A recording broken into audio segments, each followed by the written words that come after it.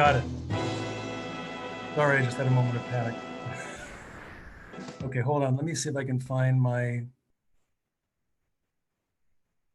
Okay, do you see me? Sorry, I was muted. Okay. I'm trying to go find the right. Raise hand. Something just happened. I had it all set up and now. Can you see me?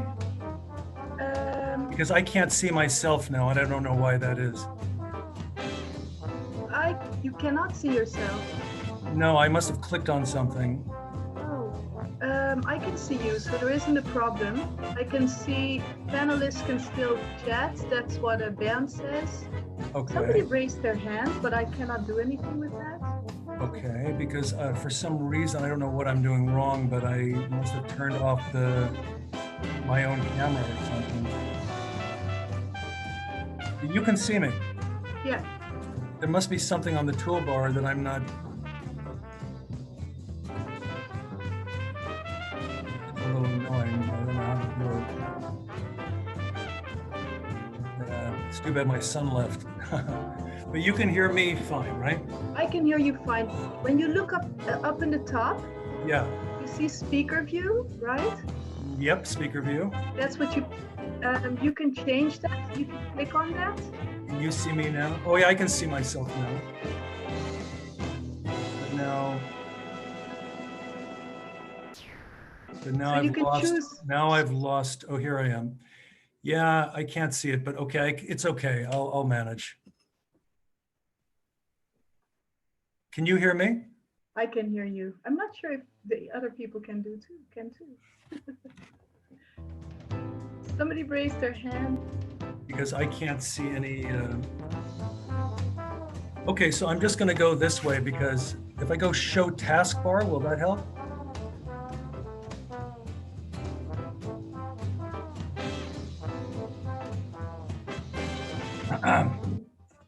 Okay, well, I'm ready to go when you are.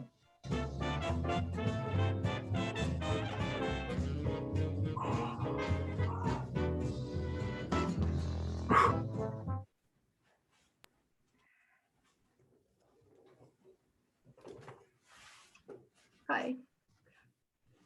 Hello, are we live? Not sure if I'm. Looks like it. Yeah. Hi, everyone. I was just not sure if I was there. Welcome to this webinar, Staying Psychologically Fit in Times of Coronavirus by David Bernstein. My name is Ilse Sistermans. I also work at the university and I'll be moderating this session. This means that at the end, there will be a Q&A. You're welcome to put your questions during the 45-minute presentation in the Q&A.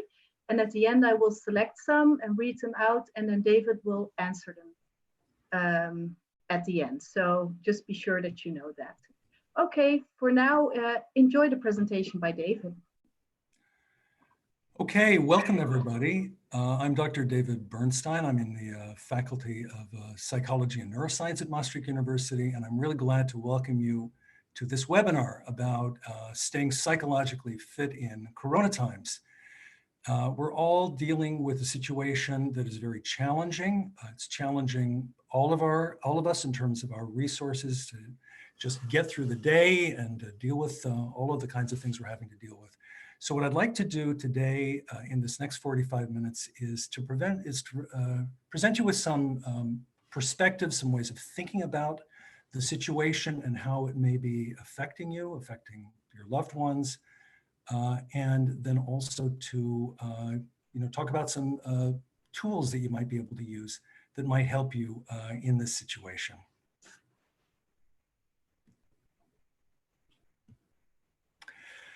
Now, if we want to take a look at how we can manage in stressful, difficult times like the ones that we're facing, we can look back to some historical examples. For example, Shakespeare wrote the play King Lear during the plague of 1606. Very impressive. He was obviously able to make good use of his time. Isaac Newton invented the theory of gravity during the plague of 1665. Victor Hugo wrote Les Miserables during his exile on the Isle of Guernsey in 1851. So now it's interesting. Some people have asked me, well, how have I been using my time during quarantine? And what I've been doing is trying to figure out how to get a haircut. Let me show you some before and after pictures. Now here's me before the haircut. My wife kept asking to cut my hair. I kept refusing. I was terrified of what the result might be. And here you can see the look of, apprehension, if not abject terror on my face before the haircut. David, may I stop you for Yes. 1 minute? Yeah. I think people cannot see the screen. If you press on share screen, they can see the slides that you're showing them. They can't see the screen? Okay, I don't know what to do here, Ilse. In the bottom, there is share screen. It's the green button in the bottom. Yeah, okay. You press it, and that shares your screen, and you select the slides. Is it good now? Is it good now? Yeah. So they missed the before and after pictures. They missed my whole punchline. Well, okay. That's just the way it's going to have to be, folks. This is just technical difficulties. Can everybody see my slides now? Yeah, people raise their hands. All right, cool. You can see my slides. All right. Well, I'm not going to repeat the joke, but you can see in the after slide that actually my wife did a pretty good job. I'm really rather satisfied. Okay, so maybe some of you can identify with this hair obsession of mine. Now, you probably have noticed a lot of advice, that you can go on the internet and get all kinds of advice about coping with Corona and how you should handle yourself during quarantine. Things like doing sport and structuring your time, working on some self-actualization, finding meaning and purpose in this, new world we're living in, starting a hobby maybe, or spending quality time with people you love. Well, sometimes it can just feel like too much. I mean, really, come on. Here we are living and dealing with difficult things, and we're supposed to now go and do all this stuff. Now, my best advice to you for dealing with the times that we're in is the following. Take it easy. Just do the best that you can under these circumstances. Be kind to yourself. These are tough times. And really the last thing that you need is more expectations. So take a deep breath and, just try to do the best you can on a day-to-day basis. Now, one way to think about how this whole Corona situation is affecting us is by going back to... I'm sorry to stop you one more time. Yeah. If you put your slides on, they're on presenter view, so we're also reading the notes. Oh, you're reading the notes too? Mm-hmm. Okay. Well, I had it all set up before and it was perfect. All right, so I'm going to try to put it on. Well, it says that I'm on presenter view. Let me try one more time, Ilse, okay? I'm going to give it another try. Okay. How about now? Are the notes going? No, it's the same. If you turn on the slide, go back to where you just were. Oh, hold on one second. I'll guide you through this. How about this? Is this better now? No, it's presenter view. Is it, can you still see my, I'm gonna try one more time. So, okay, tell me what to do. I'm one of these ignorant older people who can't use technology. If you go out of the slides or back to where you were 2 seconds ago when you were trying to get it fixed. This or this. Now, perfect. Okay. Oh, no, it was just perfect just now. If now you look in, yeah, this is it. But I can't see my own notes. That's the problem. Okay. That's the problem. Let me try from here if I can do this, if that helps. No. Yeah, I don't know what to do here, Ilse. So look, I apologize for my technological difficulties here, but I think I'm just going to have to go on as it is. I know it's not as beautiful and perfect, but these are Corona times, right? I'm trying to point out that we don't have to be perfect. So if there's something more I can do here, I'll do it. But rather than using more time, I'm just going to go on. How's that sound? Okay, everybody with me? Yes, it's not a perfect world, folks. That's what the whole presentation is about. Stop stressing, stop trying to make it perfect, right? Are you with me? Yes, okay, good. Now, here we are. Here we are with the famous hierarchy of needs from Abraham Maslow. Now, maybe some of you are familiar with this. If you've taken psychology courses, you know, this is in every single introductory psychology textbook. And what Maslow's pyramid tells us is that we first need to focus on or satisfy the needs in the bottom of the pyramid before we can focus on the needs in the top of the pyramid. So we first need to satisfy our biological needs, like for food and so forth. We need to, and our needs for safety, and then our needs for love and belonging. And only after that can we focus on the needs for esteem and self-actualization. Now, what's very interesting is that not consciously, but unconsciously, our bodies know this. And you may find that certain things that under normal circumstances you're able to do pretty easily feel more difficult in these times, that you may find yourself having more difficulty focusing, that you may experience more unwanted stress. And part of the reason for that is because our bodies and our brains now, whether we realize it or not, want us to focus on our basic needs, our biological needs, our needs for safety, and our needs for connection. And yet, this represents a mismatch between how we are now and how our bodies are now and how they're responding and the world that we normally live in non-corona times. And let me show you what I mean here. Okay, so we talked about Maslow's priority of needs. This is Bernstein's hierarchy of priorities. And let's say that you had to, or somebody asked you a question, how do you prioritize between these three things? Work, family, and health. Well, a student once asked me this, and I very confidently said, well, I put my health first because that's the basis of everything else. And then my family, because they're really important to me. And then finally, work is in the third place. But I must admit that after she asked me this question, after I went home and I thought about it a little bit, I thought, no, I wasn't being honest with myself. That much of the time I put my work in the first position.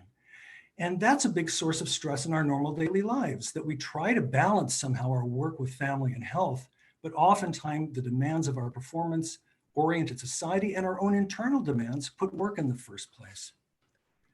And so in Corona times, our bodies and our brains are forcing us to reprioritize. Our bodies and our brains are forcing us to put our health in the first position. And then family, because that's our sense of belonging and connection, and putting work in the third place. That's a major adjustment that we are making on an individual basis and that our society is having to grapple with in these very different times that we're living in. Now, whoops, I went back.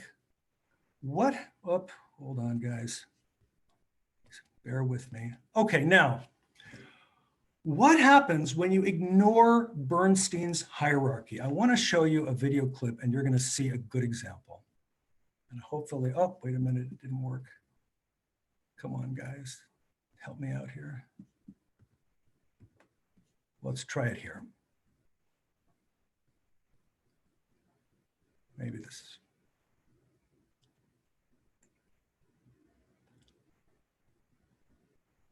We'll see if YouTube is going to help me here. As I said, it's not a perfect world. Even YouTube is having trouble here. Come on, YouTube. All right. Well, I'll tell you what. I think we got to stop here.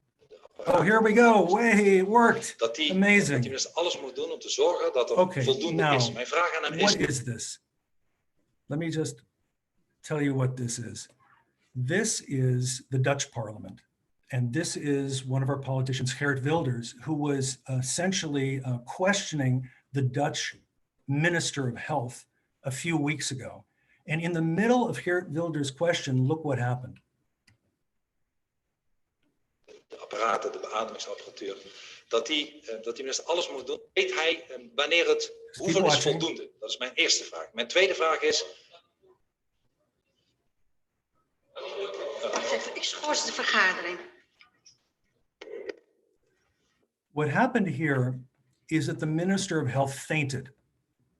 He fainted in the middle of the Dutch Parliament a few weeks ago. Now, afterward, he was questioned about what happened. His name is Bruno Bruins, and he said that he was exhausted from weeks of intense work working on this health crisis. And you can really feel for him. But here's a good example of how if you don't pay attention to your body at a certain point, you're going to experience overload and a kind of shutdown. So don't ignore Bernstein's hierarchy. You know, no matter what the pile of work that you have or what your internal standards are, if you need to pay attention to your body right now and to those basic biological needs and listen to what your body is telling you. Now, okay, so here we are in these very, very different times that we're living in. And yet, you know, what's interesting about that is that these times, even though they are unprecedented in our lifetime, are actually have some similarities to other times that humankind has gone through. And in all of those periods, humanity somehow has been able to get through, you know, all of these previous challenges, waves of adversity, you know, pandemics, other kinds of things. So for example, you know, the Spanish flu in 1918, you may have heard, you know, maybe killed up to 50 million people. The Great Plague of London in 1665, it's very interesting. If you look at, you know, Shakespeare's plays at the Globe Theatre, in that year, 70% of those performances had to be canceled because of the Great Plague. So, you know, we're not the only ones experiencing this kind of thing. You know, the Black Plague of 1347. You can even go further back to the 10 plagues of Egypt. Now, you know, those are in the Bible, and you might think, well, that didn't really happen. We don't know if it really happened or not. But there are some scientists who point to the fact that in 1620 BCE, there was an enormous volcanic eruption in the island of Santorini, which is in present-day Greece, and that this may have caused some of the plagues that are described in the Bible. So we can look back at all of these periods and see how people coped. But you know what? We can even go back further. We can even go back to the Ice Age. As you probably know, there have been several ice ages, and the most recent one ended in around 13,000 BCE. And at that time, as you know, because of, you know, the extremely cold temperatures that humanity was dealing with, it led to some pretty big changes in people's lifestyles. Now, here are some artists' depiction of what life might have looked like during the last ice age. And as you see, it doesn't actually look that bad. I mean, if you look at the cave there on the left, you know, they have lots of room, they're cooking, somebody seems to be going out to go and maybe hunt, they got a little childcare going on there. And all of this incredible cave art is being produced, you know, which we can now see today in some of these caves in southern France and other places. Now, what's very interesting to think about is that even though those conditions look so different than the kinds of conditions that, you know, we are facing today, that humanity in that period, that human beings then were the same as they are now. That the people, Homo sapiens living 15,000 years ago were identical to the way we are now. They were identical physically, they were identical psychologically, they were identical emotionally. Now that's fascinating to think about. So how did they cope? Well, the picture on the right with the cave painting gives one potential answer. Now, I don't know if any of you have had the opportunity to ever see any of these cave paintings live. And I certainly hope that when you have the opportunity after these Corona times are over, that you visit some of them. Because what's remarkable when you see these things live is that these paintings could have been created by modern people. They are detailed and beautiful, and they clearly have something to do with the spiritual beliefs of the people involved. And so perhaps one of the ways that people were coping, even back in those days, was by finding some kind of meaning in their experience. Now, however people, our ancestors 15,000 years ago coped, one of the things that we know is that they survived. Homo sapiens survived. Now, it's important to also think about the fact that many other species during that period did not survive. We survived as a species, but others didn't. Here's an example, which is Neanderthals. Now, as you know, we had many cousin species, human-like species, many of whom coexisted with us during periods of our history, and yet they're all extinct. Now, interestingly, with Neanderthal, and you see he looks a little different than modern people do, not super different, but a little bit. One interesting discovery is that actually some of us carry a small amount of Neanderthal genes, in our DNA. That means that there was actually some interbreeding between Homo sapiens and Neanderthal. And so maybe it's possible that you can see some of these characteristics in some people today. Okay, now here on the right, here we've got, hairy bikers. Maybe you guys are familiar with this. This gentleman on the right, that's Dave Myers. Now listen, I love Dave Myers. Everybody loves Dave Myers. But if you look at the resemblance between Dave Myers and the Neanderthal depiction on the left, listen, I know nothing against Dave, he's a good looking guy, but the resemblance is remarkable. I don't know. Maybe these are cousins. Maybe they're cousins separated, or brothers or twins even, separated at birth, 15,000 years apart. Think about it. Now, another species that is now extinct that was also coexisting with us during the last ice age is the saber-toothed tiger. Now, take a look at this guy. I mean, he's ferocious. A saber-toothed tiger was twice as large as a modern tiger, and it had these razor-sharp fangs. Could you imagine people who were identical to us were running around with these guys? They were running around in the same environments with these saber-toothed tigers, and yet who survived? We survived. The saber-toothed tiger didn't. And some people have even said that, of course, that our species might have actually been responsible for the extinction of some of these other species. Now as modern people, maybe we feel a little bad about that. Maybe we feel a little bit guilty about that. We don't want to be responsible for species going extinct. And so, I do like to think that we have changed as a species, as modern society, and that we've evolved, and that our relationship also with nature and with wildlife has evolved, as you can see in this picture. Well, maybe we've evolved, not so sure. I'm not even going to explain this joke. I figure everybody knows it, and if not, just go to Netflix and you'll see what it's all about. Okay.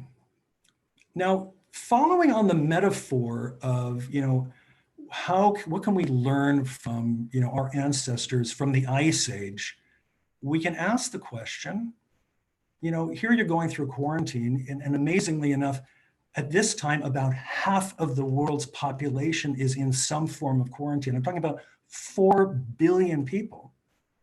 You can ask yourself, what do you need in your cave?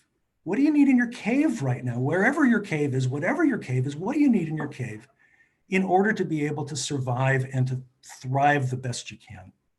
And here's a cartoon, and you see these two hermits, and they're talking with each other, and one of them has a laptop, and they're off there obviously in the middle of the desert or something, and one of them has come out of his cave, and he's sitting there on a rock, and he says to the other one, "That's what I love about social media. I can have connections with thousands of people and yet still be completely isolated and alone." And isn't that a fitting statement for our situation now? On the one hand, we're quite isolated, and at the same time, we have this world of infinite connections through social media. Now, here is a modern cave dweller. Scott Kelly. Scott Kelly is an astronaut, and he spent a year on the International Space Station. And he wrote really a terrific piece in the New York Times on March the 21st, where he was able to try to give some tips, some advice based on his experiences of being there, isolated with a small crew in the International Space Station for a whole year.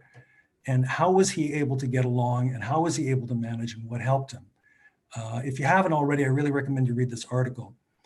One of the things he said is follow a schedule. And what he said was that, in quarantine or in his situation, every day seems to blend into another one. And it's also very easy to get out of our natural rhythms. And what's the reason for that?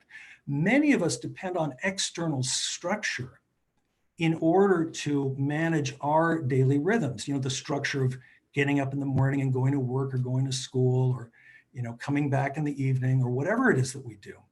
So he said, put together a schedule for yourself and follow it. But he also said, pace yourself. And that's one of the interesting things, because apparently he experienced some of the stresses there in that environment. Even though he's an astronaut and obviously a super resilient guy, he experienced some of the stresses that we're experiencing. So he said, pay attention to your body, take time to do fun things. It's not the same as living in normal circumstances. He also said, go outside. And, what does that mean in his case? Well, taking a spacewalk. But it also said, he talked about bringing the outside inside. So for example, he created a small garden, and he said that garden just helped to soothe and calm him. And there is research showing actually that nature and exposure to nature will soothe and calm us. So that's a very nice, easy thing that you can do to reduce your stress response. He also mentioned having a hobby, and you might think, okay, an astronaut, he's going to have some really cool and really sophisticated hobbies. Well, it turns out his hobby was watching, binge watching Game of Thrones. That was his hobby. But okay, so it suggests that you don't have to do something really, really fancy in order to, perhaps manage a little bit better, in situation of quarantine. Now let's just take a moment and take a step back, and let's take a look at what we really are facing at the moment. What are the challenges that we're facing? Well, I think primarily three things. And the first thing is, biological threat and financial threat. The biological threat is obvious. And what of course makes it difficult to deal with is that it's a threat that we know is there, but we can't see it. So we're taking all these precautions, and we're also dealing with something. It's different than if you're, out there, on the African savanna and you see a lion in the distance. Well, we don't know where the lion is here. And second is financial threat. Many people are affected now by the fact that the lockdown and all the steps that have been taken now to deal with it have had a profound impact on the world economy. And in some countries, unemployment is through the roof. And interestingly, depending on, which of these threats is more salient for you, which are the ones that are affecting you more, may depend on, where you are, what country you come from, what your family's personal circumstances are. In the United States, there are surveys that show that actually right now, more people report being very worried about their financial threats than the fear of getting the virus. Actually, more than 50% of people in the United States are saying that they are very concerned about financial worries, whereas about a third of them say they're very concerned about getting infected. Now, that could be because the social safety net in the United States is not as strong as it is in some other countries, like in Europe. In many European countries, we're fortunate to have all kinds of financial safety nets in place that can at least help us in the short run. But of course, also, you see now that governments are trying to weigh these things, the bylaw, when should we end the quarantine and how can we get the economy started? So these are two major threats that we're simultaneously facing. Another thing that we're dealing with is loss. And when I say loss now, in some of the most unfortunate cases, people who've actually lost loved ones, that's of course a terrible thing. But for many of us, most of us who, fortunately have not, we're still talking about the loss of our freedoms. We're talking about the loss of daily activities, daily pleasures. And, again, how that affects you depends on what your circumstances are, can also depend on your age. Like if you're a younger person, you may just, want to be able to go, and a lot of your downtime may involve just going and hanging out with your friends and, going into the city and, doing fun things. And if you're a guy like me, well, actually, I don't really do anything fun, so I didn't really lose that much. No, actually, that's not true. But in any case, we're all dealing with different kinds of losses, and some of those losses may also have to do with, people being worried about losing their dreams. If your dream is to go to graduate school, or if your dream is to travel somewhere, and these are things that you've been looking forward to, you may be worried about those losses as well. And then the third is confinement, being stuck in small spaces.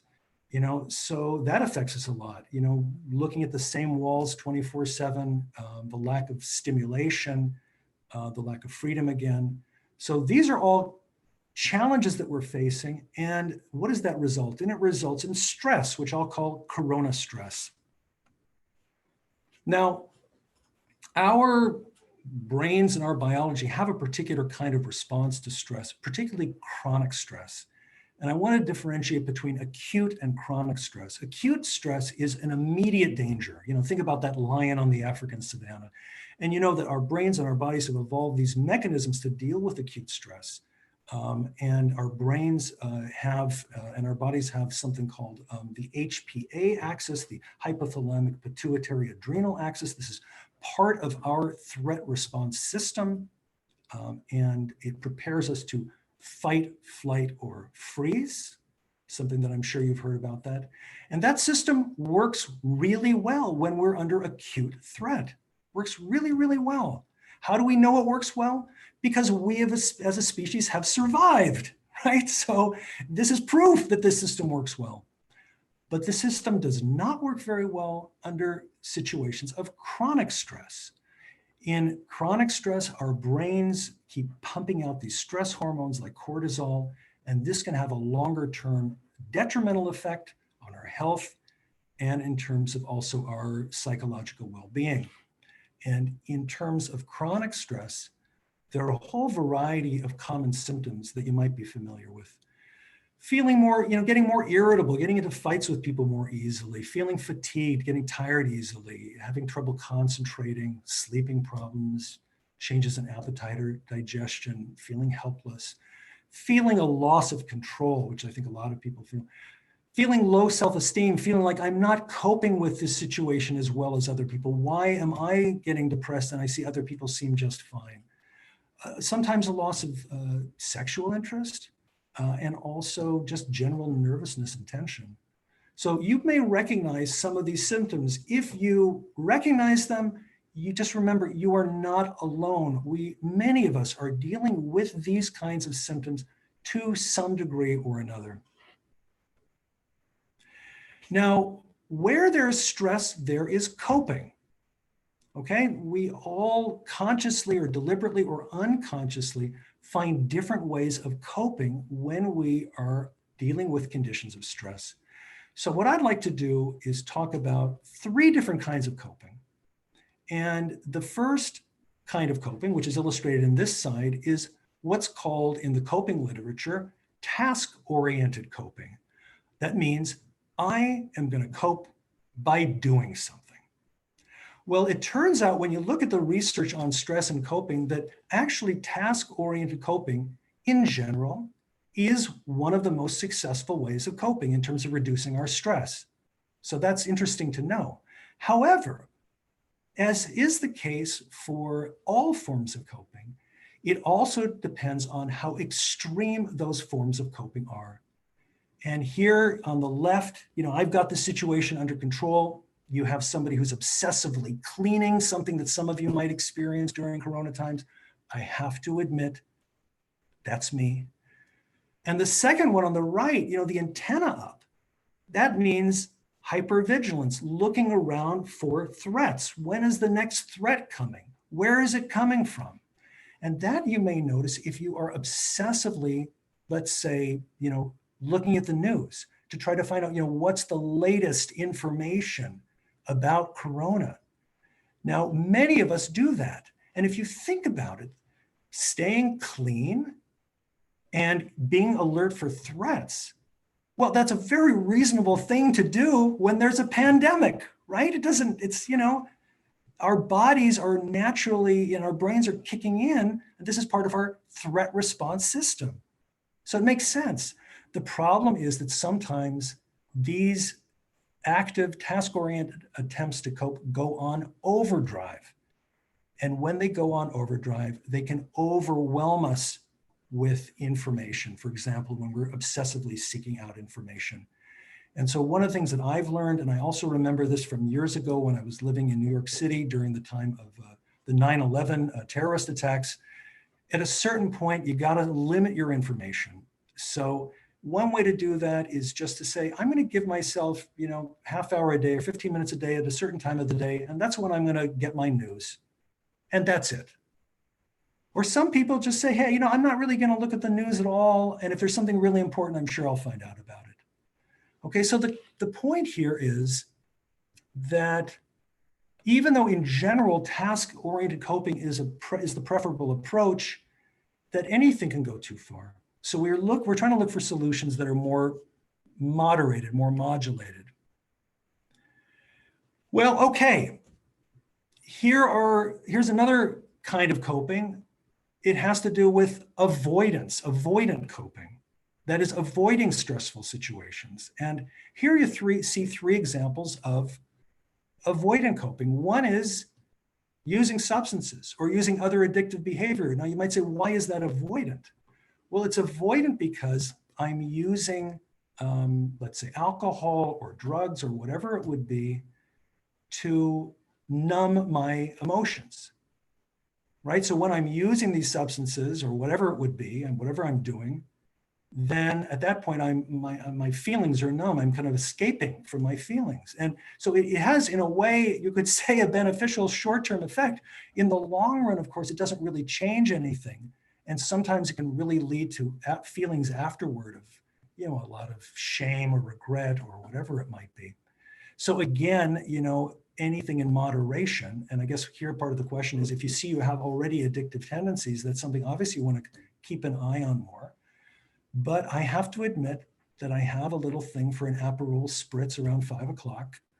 And, when the weather's nice, if I just drink one, that's okay. I was going to put the recipe for Aperol spritz on this slideshow, but I just thought it was a bad example for our young people. The slide in the middle with the motorcycle, this is basically risk-taking behavior. And some people might at a certain point be going stir crazy from all of this stuff that is going on, staying inside. And they may just say, screw it. I'm going to go and hang out at the beach. I'm going to go hang out with my friends. And it's essentially avoidance, because it's avoiding all those bad feelings we're having by distracting ourselves, by seeking thrills or kicks. And so, what I would say is, Brent, what you're doing is super distracting, speaking of distracting. So what I would say is if you're seeking thrills or kicks, just be aware of the fact that that can have a dangerous side, right? You may be putting yourself at risk or putting other people at risk. And then finally on the right with that wall, that's basically, I'm just going to block out my feelings. Now, avoidance, again, to a moderate degree, to a flexible degree, has a place. And the question is the avoidance that you're putting into place something that you're doing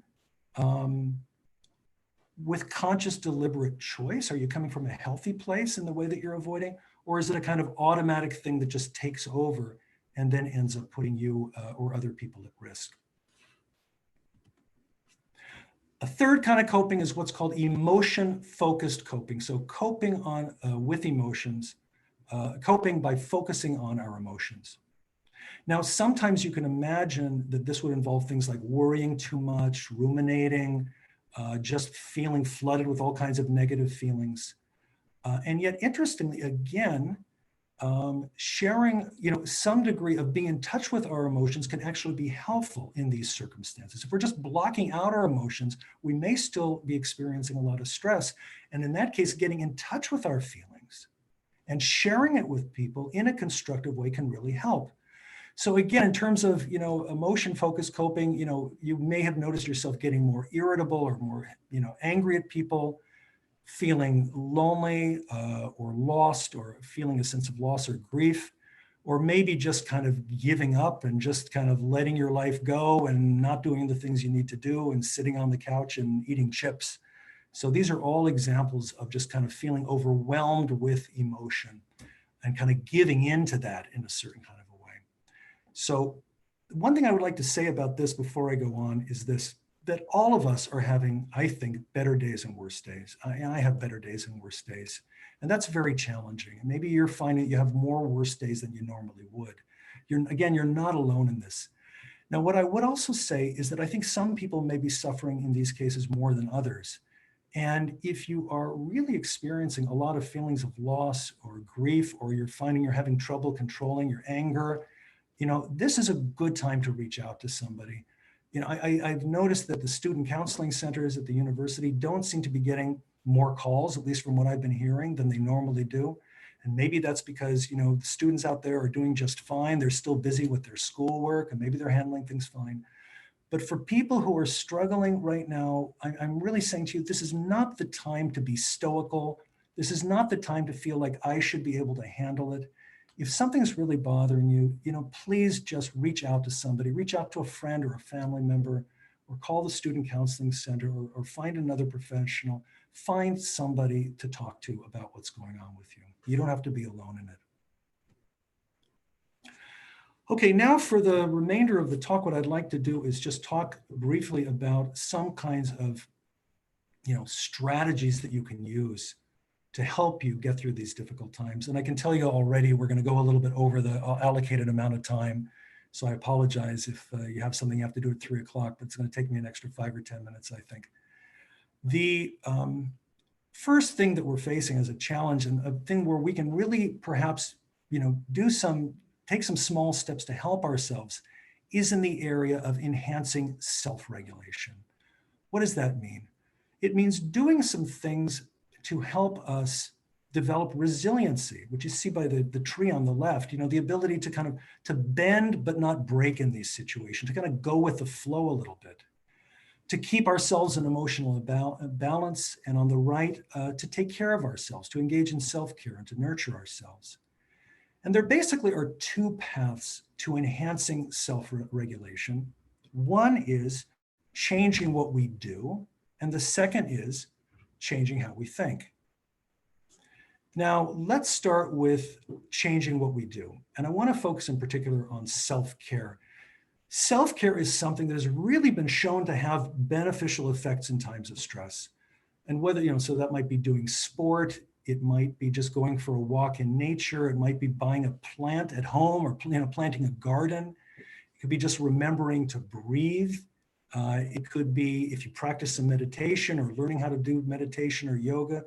These are all activities, task-oriented, active forms of coping that have been shown to have benefits during times of stress.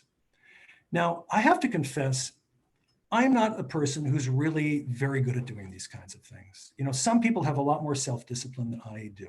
So what I've learned to do over time is develop some strategies that work for somebody like me, somebody who's not that self-disciplined.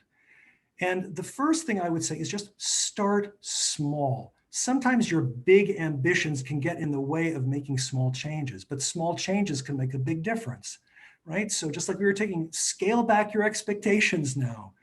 See if you can start by thinking of even one small thing that you might do differently in the area of self-care. And now second, when you initiate that activity, do it with mindful awareness. What that means is really notice and be in touch with whatever your experience is of doing this activity, and just pay attention to it without judging it. How do you feel when you do the activity? How do you feel after the activity? How is this different from how you normally feel? Now, why is that important? Because our brains and our bodies are giving us feedback, automatic feedback about what's working for us. If you feel good after doing these activities and you allow yourself to take that in and to just enjoy it for a little bit, that's reinforcing, that's positive reinforcement. And that's going to increase the chance that we're engaging in more of these behaviors. And every time you do, you even take a small step, even if you just take a moment and think about, is there something small I might do differently? Or doing something differently, or bringing mindful awareness to your experience, give yourself a V for victory. Okay, that's a victory. It's a small victory. We're talking about everyday small victories here, like drops in a bucket that are filling up a bucket. So give yourself that credit, because that's also a way of reinforcing yourself. Now, that has to do with self-regulation in terms of, what are some of the ways in which you can do things to enhance your self-regulation. Another way in which we can regulate ourselves has to do with how we look at situations, how we think about situations.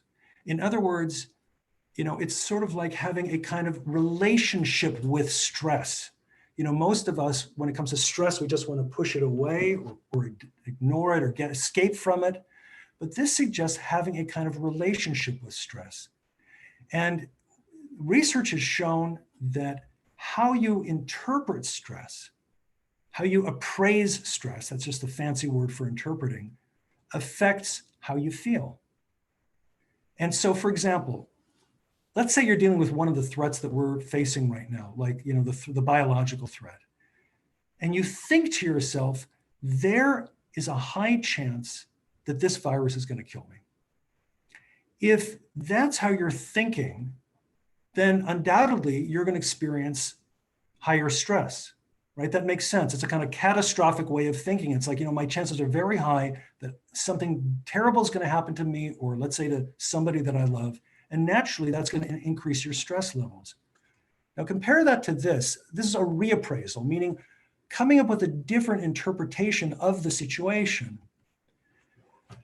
The chances that I will die if I get the virus are actually very low, probably less than 1%. Now, what's very interesting is that the latest data that's coming out suggests that the actual mortality rates from the virus for those who get it are less than 1%. On average, it may be about 0.5%.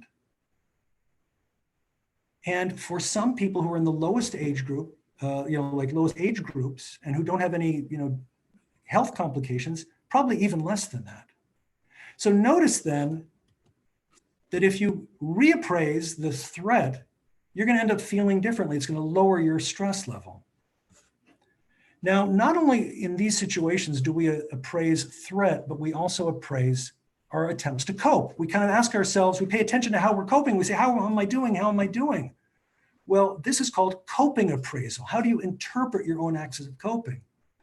And sometimes you may say to yourself, I can't handle this situation for one more day. Well, clearly, if you feel that way, if you think that way, it's going to affect your feelings. You're going to have high stress. But if you reappraise the situation, if you change how you think about it, you might say something like, I'm going to take this one day at a time. I'm going to live more in the moment and worry less about the future. And if you can think in that way, it lowers your stress. Okay, so this shows that in terms of changing our emotional regulation, there are basically two paths. One is by doing, and one is sort of changing the way that we're appraising or interpreting the situation. Now, why do some of us, tend to have such an overestimate of what the actual threat is to us? Why do some of us think, if I get the virus, I'm going to have a 50% chance of dying, or whatever it would be? Part of it is that, the media is full of information now about the virus and about the situation, right? So, I'm a kind of a news junkie. If you go to any news website, that's all there is now. It's all Corona news. It's not fun. It's not the old fun news we used to have. It's all Corona news. And naturally, because that's all the information that's out there, we tend to misinterpret the danger that's involved in the situation. And yes, there is a danger on the large scale. If we don't do anything about the virus, of course, many, many people will develop it, and then large numbers could die if it gets spread on a massive scale. But actually, the individual threat to you is probably very, very small. Now, another way that we can reappraise stress is by finding meaning in it. And maybe some of you are familiar with this book by Viktor Frankl, Man's Search for Meaning, which came out, I don't know, 60 years ago. Viktor Frankl was a Holocaust survivor. He was an Austrian neurologist, and he actually was doing some psychotherapy in the concentration camps, right? So he was Jewish, he was interned, and he survived. And what he said, if you read his book, is that the people who were able to find some kind of meaning in this dreadful situation, they were the ones who had a greater chance of surviving. So it's kind of a reframing. We call that a reframing in cognitive psychology, changing the way you think about a stressful situation as a kind of adversity challenge. And here are a couple of things that Viktor Frankl said. When we are no longer able to change a situation, we are challenged to change ourselves. Okay, that's very powerful. To me, what this means is that the ultimate freedom that we have is internal.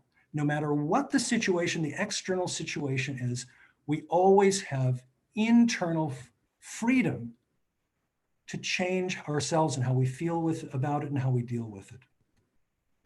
And he also said, between stimulus and response, there is a space. And in that space is our power to choose our response. In our response lies our growth and our freedom. Meaning that when we react to things, we often do it without thinking. We often don't stop and just take a moment of mindful awareness and realize, I have a choice right now about how I'm going to feel, about how I'm going to react, about how I'm going to cope. And that space is freedom. Now, this concept of Frankl's about our internal freedom relates to another important concept in terms of stress and coping, and that's the difference between external and internal locus of control. Some people are more externally oriented in their locus of control. And the question here is, who has the control over my destiny? If you feel kind of automatically that other people have the control of your destiny, you're likely to experience more stress. So for example, if you feel that your behavior is more guided by things like fate or luck or by other people or by external circumstances, then you're going to experience likely more stress. That's what the research literature shows. But if your locus of control is internal, then you make a statement like, I control my own destiny. And that means that my behavior is guided by my own personal decisions and my own personal efforts. Now, some people tend to be more externally oriented. Some people tend to be more internally oriented.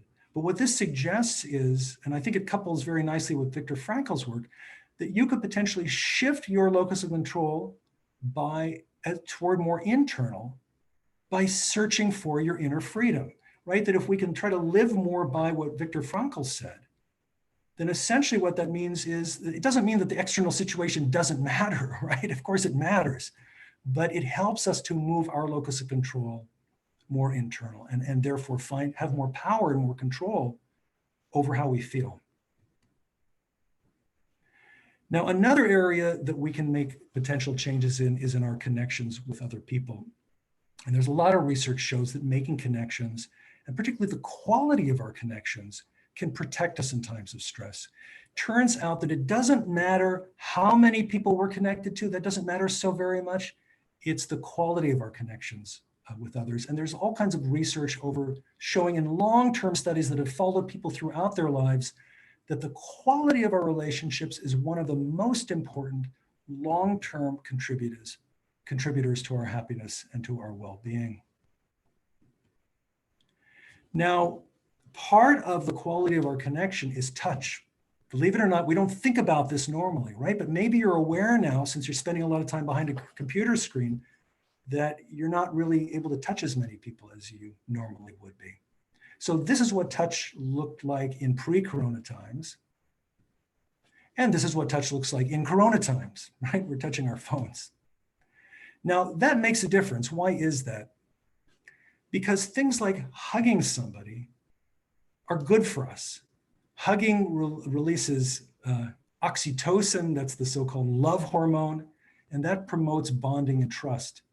There's a lot of research that shows that if you hold somebody's hand, it deactivates stress-related parts of our brain when we anticipate a stressful situation. Now, fascinatingly, for our times, even imagining holding somebody's hand deactivates stress and stress-related areas of the brain. So even if the person is not physically present, the feeling of others hugging us or connecting with us or touching somebody on a computer screen or saying, hey, I wish I could be there and give you a hug right now. Those kinds of statements and those kinds of acts may actually reduce our stress levels.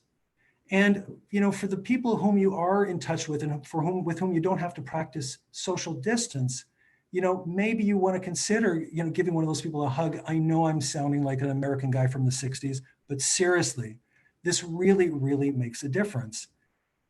And another thing that makes a difference in these times especially is sharing with other people what you're feeling. Why is that? Yeah, and somebody said I'm 7 minutes over. I know I'm over time. I'm almost done. Just a few more slides and we're done. Share with other people what you're feeling, because that's if that enables us to get the kind of empathic response that we need from other people. As human beings, we need other people's empathy. And these are times when it's not a good idea to just wait for somebody to notice how bad you're feeling. Take a risk, let somebody know. And I think you'll be surprised to see, how you end up feeling. Now, on the other hand, you may feel like, how much of this closeness can I take? I'm sitting there at home with the same people, I'm going nuts. And in this cartoon, you have the doctor who says, hey, good news, you don't have the coronavirus. And the guy says, yeah, but can you still quarantine me from my kids? And for those of us who are feeling a little irritated with our partners, with our children, with our parents, one of the things to remember is the following, that it's always a good idea to try to balance out closeness and distance. We also need autonomy. And for those of you who are younger people who are for the first time living outside of your house and enjoying your autonomy, and now maybe you're back home with your parents, that relationship can be complicated. And the relationships we have with the people who are closest to us can also be complicated ones. So it just means trying to find some kind of balance and to accept the fact for ourselves and for other people that we sometimes need closeness and we sometimes need distance, and just to try to, when there's a mismatch between what our needs are and the needs of the people around us, trying to be as accepting of that as possible. And last, finding meaning. We're almost finished. As Viktor Frankl said, finding meaning can be one of the most helpful things to remember. As he said, when we are no longer able to change a situation, we're challenged to change ourselves. And I can tell you in my own life, and I think it's true for a lot of people, that the road we take in life is not always a straight one. And that sometimes the unexpected things push us out of our comfort zone, but they also present opportunities to find resources in ourselves that we didn't know that we had. So you need to be able to use your imagination, symbolized by this picture on the left, to try to think of new possibilities for finding meaning. Be thankful for what you have and try to learn life lessons. And learning these life lessons don't have to be big things, they can be small things. And part of those life lessons may be that if I can do a small thing to help somebody else, I can feel better myself. We're almost done. One piece of finding meaning is healing our planet, right? So what we may be involved here is like a dry run for what we're going to do about climate change. So if there is a, quote, silver lining in the situation, it may be that it's made us as as humanity more aware of the need to focus on our planet and saving our planet. If you're looking to, find your own strengths or develop strengths to help you through this difficult time, you're welcome to download these 2 questionnaires I developed, these strengths finding questionnaires. These are available for free on our website, and along with a short guide that I created using your strengths in challenging times. This is all for free. So when you're finished here, if you have some time, feel free to go to the website, download the questionnaires, fill them out about yourself, and discover what some of the strengths are that you have. And finally, I know I've run way over, so thank you guys so much for your patience. And I'd like to end here. Oh, wait a minute. I'd like to end here with the jellyfish. The jellyfish has been around for at least 500 million years, maybe as much as 700 million years. It is one of the very first, species on our planet that is still around today. So the jellyfish must know something about surviving and thriving in difficult times. So I would just like to end on this note. This too shall pass. Focus on the present moment and keep swimming. So thank you very much. And thank you very much for your patience. Thank you, David. That was great. I'm not sure if everybody who asked questions can stay. So I propose that they can still email them if they don't get talked about. But it looks like everybody understood it quite well. So maybe you can stop the screen share so we can see you again. Stop the screen share? You mean just go to... in the top, it says stop screen sharing. Yeah, okay. And second. then we'll see the normal images. Stop sharing. There we are. How's that? So the first question is by Amal, and Amal asks, how can we deal with being single and living alone during these times when feelings of fear and loneliness hit hard? That is really, really tough. Yeah, I mean, dealing with loneliness, first of all, is always difficult. And I can imagine that you want to make some contact with somebody, and if you want to have a close relationship with somebody. Maybe the answer I'm going to give to you here is maybe not going to be the optimal answer for you, but these are not optimal times. So what I would say is there are many ways to counteract your loneliness. And what I would say is try to reach out to other people in your friendship group or in interest groups that you might have, going onto websites of people with common interests. But try to go into it without the expectation for now that, I'm going to find my life partner now, or I'm going to find the person with whom I'm going to have that amazing click.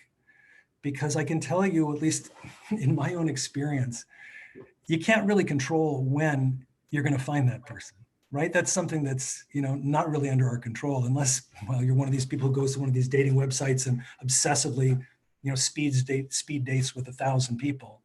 It's going to be really hard. So what I would say is try to lower your expectations, try to have some confidence that will come,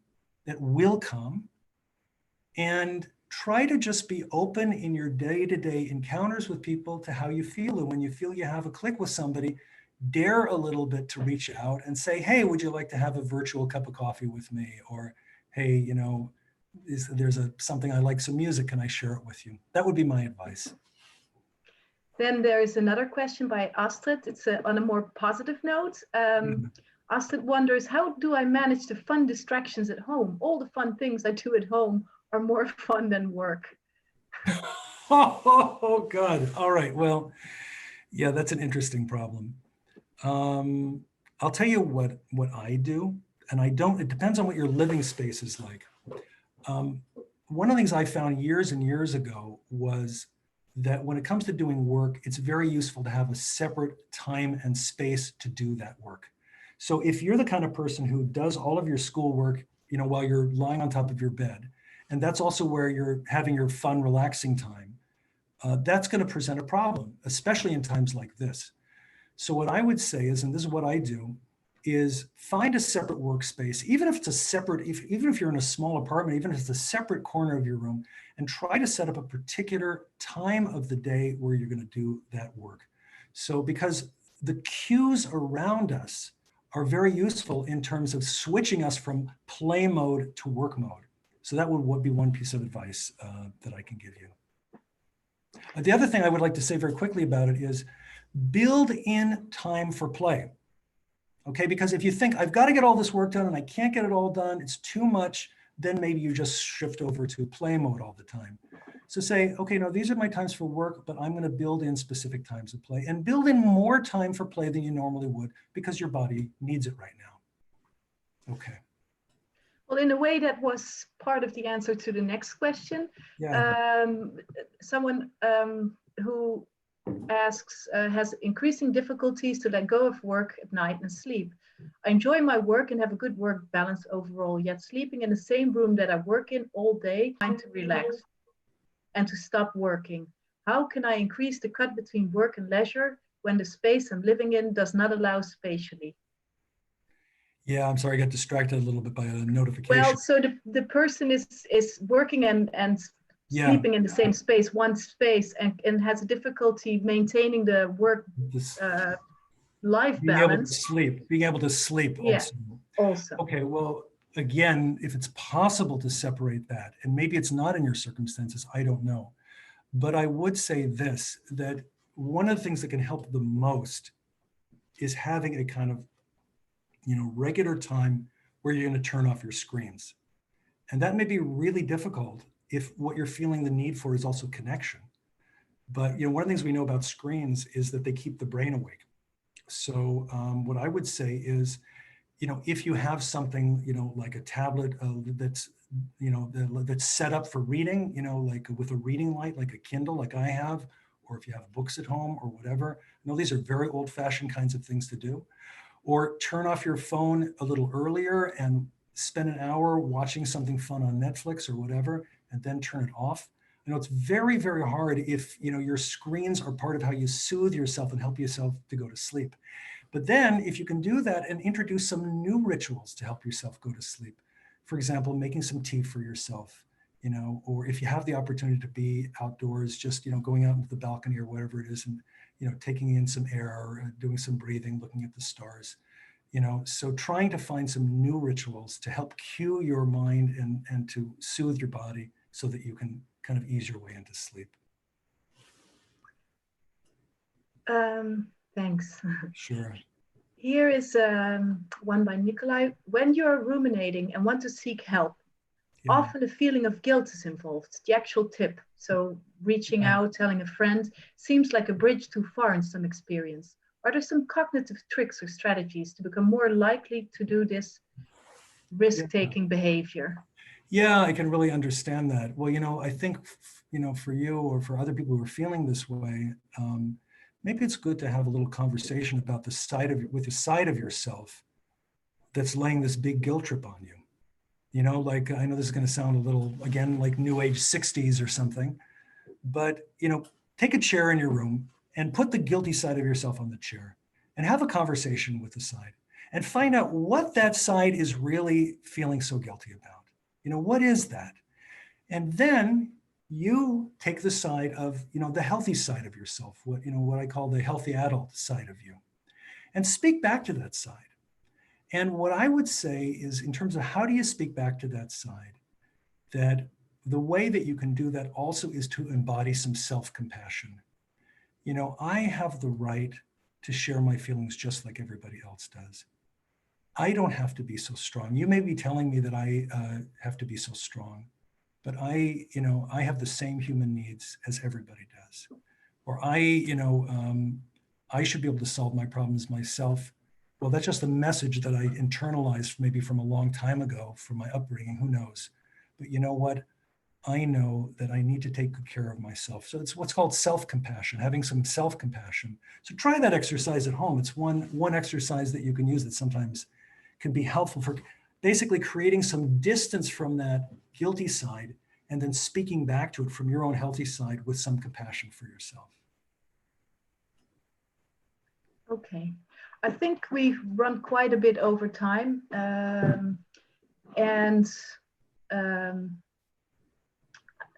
Let's see. There's one more question that continues on the loneliness matter. Yeah. And I think that we will do that as the last question. So you've talked a little bit about dealing with loneliness Yeah. And then this person says, so when I'm lonely during quarantine, how do I deal to learn to appreciate it during quarantine and not try to change that by connecting with others? Mhm. So he wants to appreciate it more. And what are the strategies to learn how to appreciate it? Yeah, well, it's a beautiful question. I mean, I think that that really has to do with, you know, the encounter that we have with ourselves, right? I mean, you know, if you have a lonely side, you know, we may think that loneliness is something that just has to do with our external circumstances, but actually, loneliness, you know, can be a part of ourselves, and that part of ourselves is a part of ourselves, usually from the past, usually from something that we experienced growing up, where we felt not seen or not heard, or we felt deprived of attention or love or interest or whatever all those other human needs are.